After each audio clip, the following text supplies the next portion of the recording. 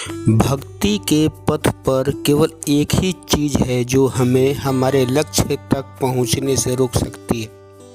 जानते हो वो क्या है? दो कानों के बीच में 2.5 किलो का मस्तिष्क। यदि वह मस्तिष्क संशय के सुरों को छोड़ दे तो कोई भी आपको जीत नहीं दिला सकता। यदि यही विश्वास का शंखनाद कर दे तो कोई आपको हरा नहीं सकता। आज का समय परीक्षा का समय है। आज का दौर महाराज जी के कसौटों पर खरे उतरने का दौर है। समाधि काल क्या है? परीक्षा काल है। किस चीज़ की परीक्षा? विश्वास की परीक्षा, हमारे धैर्य की परीक्षा, विवेक की परीक्षा, संतुलन की परीक्षा का दर है।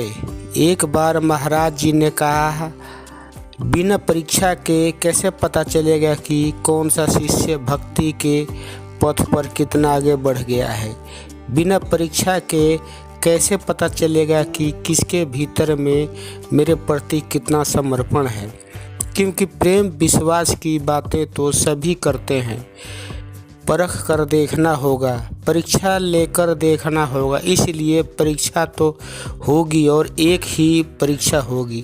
गुरु अपने शिष्य की परीक्षा लेते हैं। उन्हें परीक्षा की तंग से तंग गलियों से गुजरते हैं, क्योंकि वे जानते हैं कि परीक्षा प्रेम मार्ग का अपरिहार्य अंग है।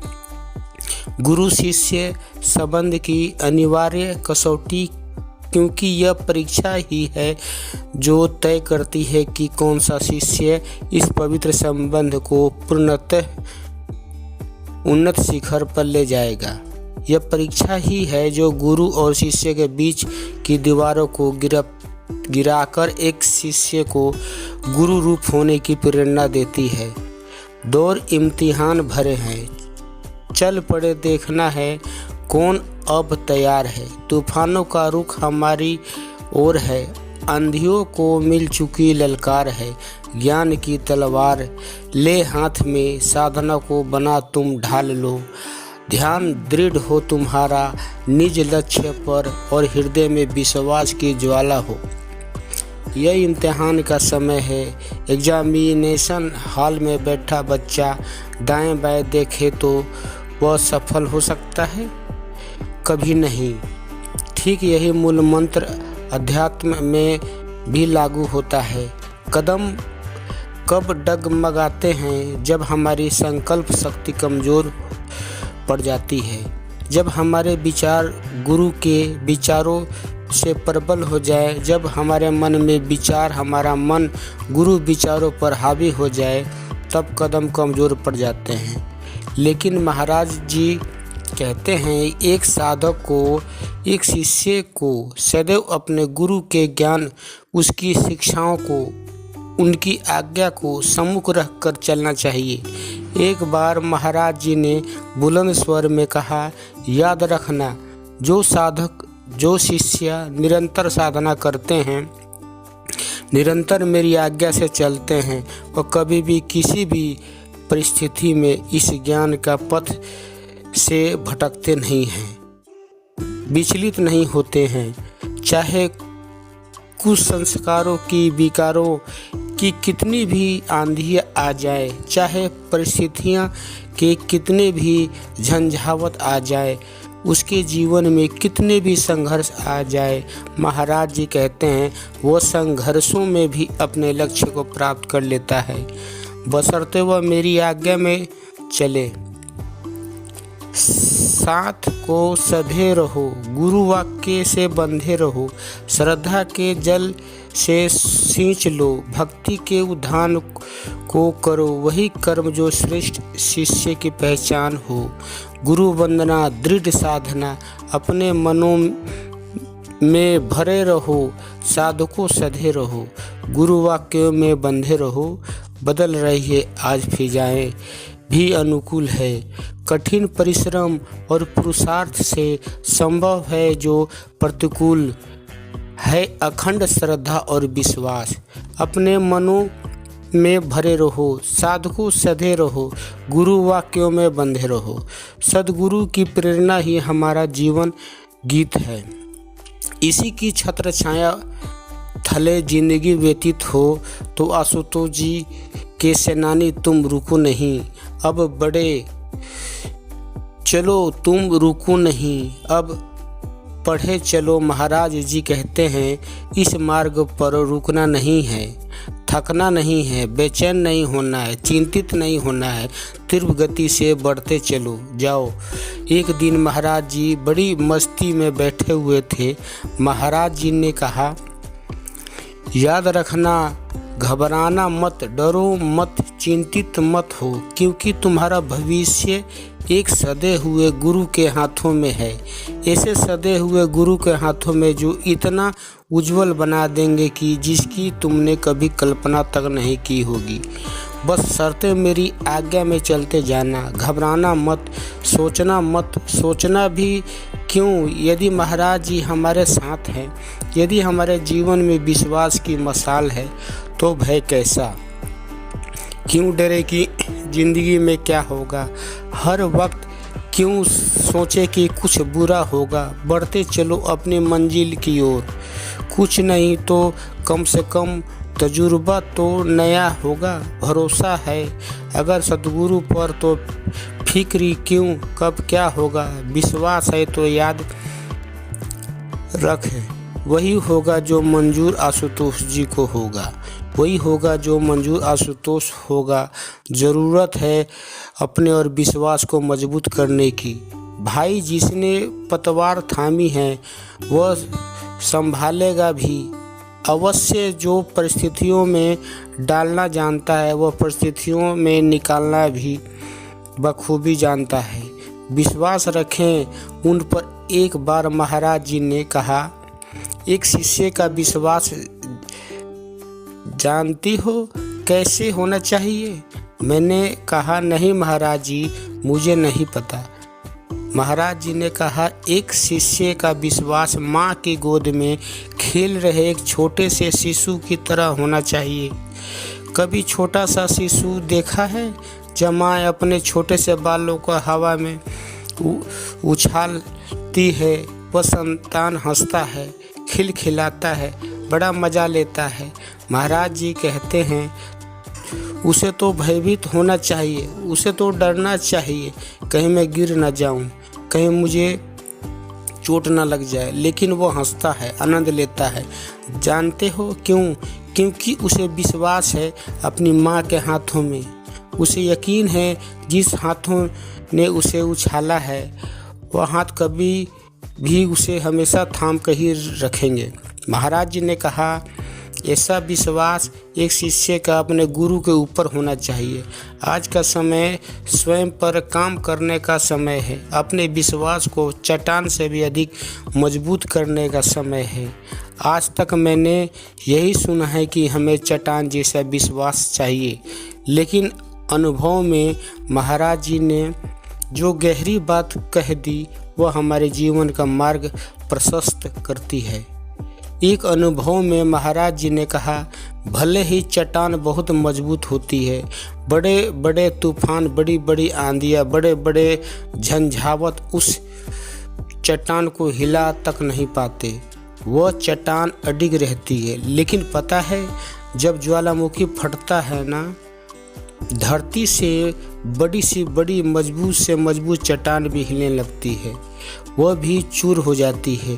ठीक इसी प्रकार जब हमारे भीतर में दबा हुआ विकारों का, बुरे विचारों का, नकारात्मकता का, संशय का दबा हुआ ज्वालामुखी फटता है तो महाराज जी कहते हैं चट्टान जैसा विश्वास भी कभी कभी डगमगा जाता है। इसलिए इस भक्ति पथ पर कभी भी निश्चित होकर मत बैठ जाना कि मेरा चट्टान जैसा विश्वास मजबूत है तो मैं पहुंच ही जाऊंगा। नहीं, महाराज जी ने कहा सतर्क होकर चलना होगा।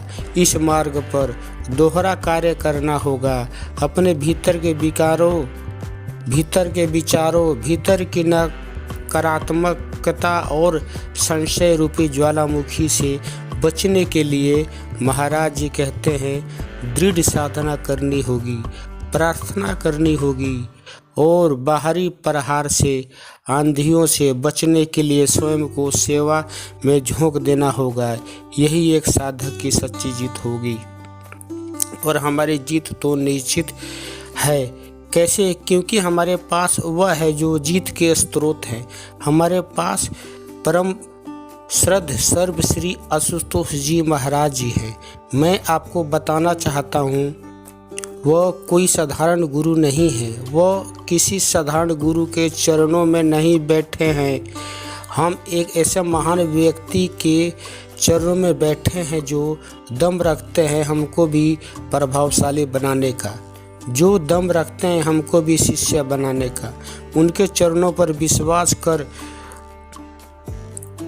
तो हम देखेंगे कि महाराज जी ही हैं, वह जीत है और हम महाराज जी के चरणों में बैठे हैं। हमें तो वो जीत का आनंद लेने का समय मिलने वाला है। हम भक्ति के पथ पर अकेले नहीं हैं। कई बार हमें लगता है कि हम तो भक्ति के पथ पर अकेले चल रहे हैं। कोई एक है जो निरंतर हर क्षण हर पल हमारे साथ रहता है। विडंबना है हम उसे भूल जाते हैं, लेकिन वह हमें कभी नहीं भूलता। कहते हैं एक बार एक बहन को अपने 3 बच्चों के साथ विदेश की यात्रा करनी थी। जैसे उसे पता चला कि कुछ दिनों के पश्चात मुझे विदेश जाना है तो वो भयभीत हो गई, चिंतित हो गई। कैसे सफ़र तय करूंगी? मैं तो घर से बाहर नहीं कभी निकली, अकेली सफ़र नहीं किया। इतनी लंबी यात्रा विदेश की तो मैं कभी अकेले करूंगी, कैसे करूंगी? रोज महाराज जी के स्वरूप के सामने जाती, हाथ जोड़कर कहती, महाराज जी कैसे होगा? मुझे बहुत डर लग रहा है। मैं तो अकेली हूँ और मैं अकेली अपने बच्चों के साथ लेकर कैसे जाऊँगी? रोज एक बात महाराज जी को कहती। महाराज जी अनुभव में आ गए। महाराज जी ने कहा, यह तो सारा दिन मेरे सामने क्या रट लगाई रहती है, मैं अकेली हूँ, मैं अकेली हूँ, मैं अकेली हूँ। अरे मुझे बता, 5 लोग क्या अकेले होते हैं? उसने कहा, महाराज जी 5 लोग हम तो 4 हैं, 3 मेरे बच्चे हैं और एक मैं हूँ। यह 5वां कौन है? महाराज जी ने मुस्कुराते हुए कहा, यह 5वां मैं हूँ। यदि मैं तुम्हारे साथ हूँ तो तुम्हें चिंता किस बात की? पर सबसे बड़ा दुख है हमारे जीवन का, हम उसे भूल जाते हैं जिससे हमारे जीवन का अस्तित्व है, जिससे हमारा जीवन है। कभी देखना आप टटोल कर अपने आप को, जब जब भी हम महाराज जी को भूलते हैं, हम लड़खड़ाते हैं, जब जब भी हम महाराज जी को भूलते हुए विचलित होते हैं, जब जब महाराज जी की कृपा, उनकी इनायत को भूल जाते हैं, तब तब संशयालु हो जाते हैं, सेवा नहीं कर पाते, संशय में उलझ जाते हैं, मन हावी हो जाता है, गुरु कमज़ोर पड़ने लग जाता है। कब? जब हम सोचते हैं कि मैं अकेला हूँ।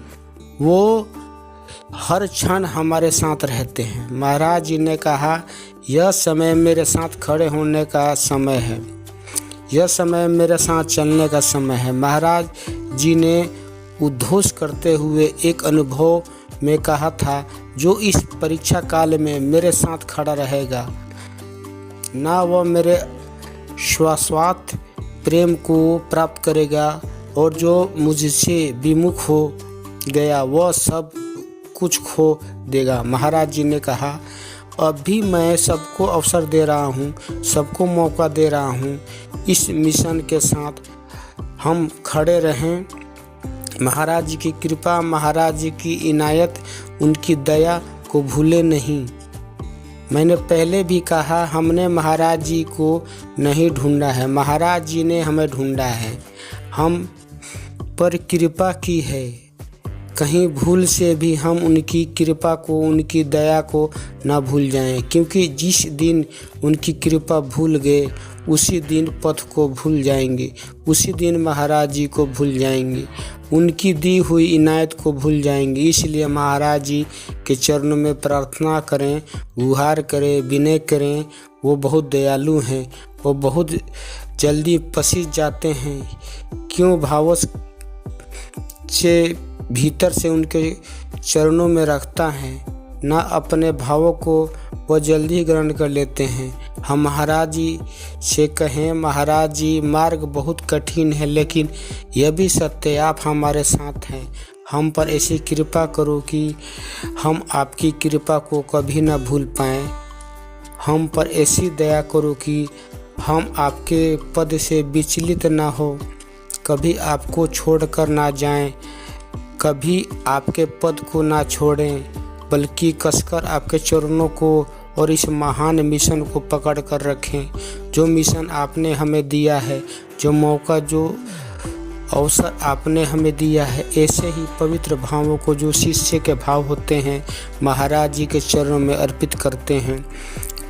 और मुझे विश्वास है महाराज जी हमारे भावों को सुनेंगे ही, नहीं तो आशीर्वाद स्वरूप हमें वो प्रदान करेंगे जो वो हमें देना चाहते हैं। आइए हम ऐसे ही दिव्य एवं पवित्र भावों से महाराज जी के चरणों में अर्पित करते हैं। बोलिए श्री आशुतोष जी महाराज की जय। बोलिए श्री सियापति रामचंद्र की जय।